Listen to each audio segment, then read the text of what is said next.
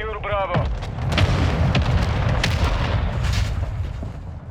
Point-blank efficacy and precision engineering.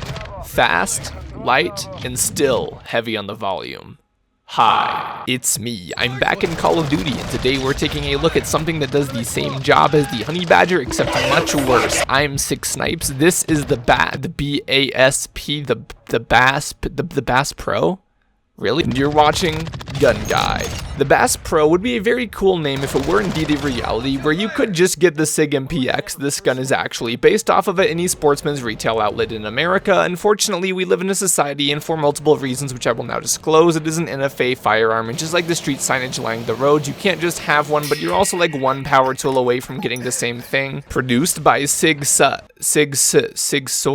you know what, not today. The MPX may have the same fire controls, ergonomics, and probably shares at least one or two furniture compatibilities with the AR-15 design. However, it is like an AR-15 in the same way a Vityaz is like an AK. Similar function, but pedantically different due to its Deviant's bolt and gas system. In fact, I don't know if the name being nearly the same is coincidental, but the MPX is not mechanically unlike an MP5, operating in a closed rotating bolt and free-floating barrel fashion, allowing for a far higher degree of accuracy and reliability than most, if not all, other submachine gun designs. Utilizing the patented SIG short stroke push rod, it's actually called that. That is what they called it. The weapon maintains a much more compact profile without utilizing the stupid ass buffer tube. Yeah, that's also kind of a funny name. You typically see on an AR, and also serves to mitigate a significant amount of recoil because, you know, 9mm, man, just kicks so much. You know what? Who makes the SIG?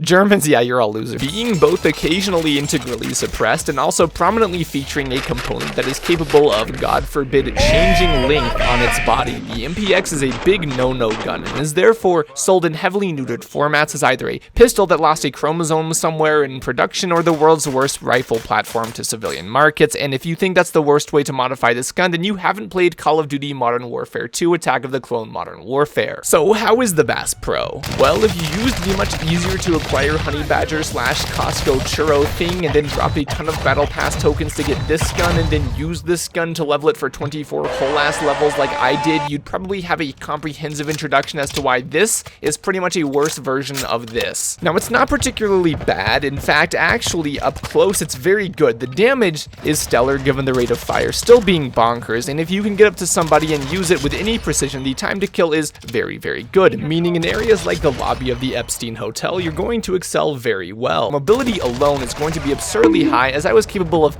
bomb rushing the enemy and literally outrunning a claymore for a very unexpected surprise attack at point blank where this gun works. However, as soon as you get to any map that's relatively open, like, I don't know, the Holy War over here, you are going to have a very bad time. In direct contrast, the Chungus is pretty much just a slightly worse M4 at ranges and can actually tackle threats past spooning distance. What the BAS Pro does have on it though is accessories.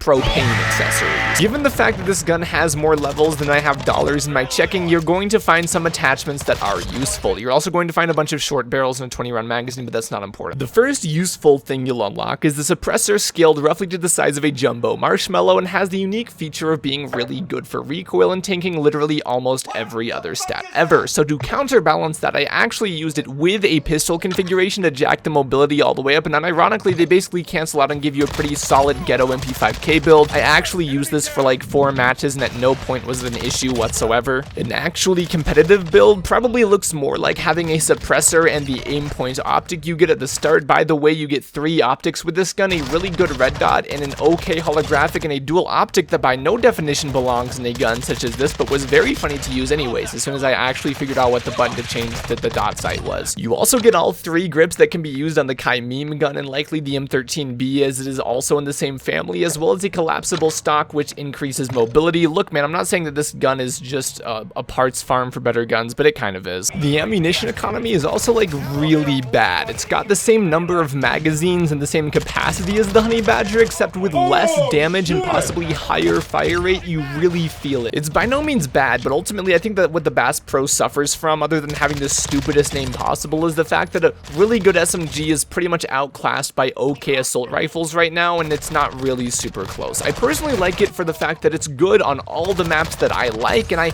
made a lot of good plays with it. At the end of the day, the gun does the job it was made for in real life. Close encounters of a simpler kind.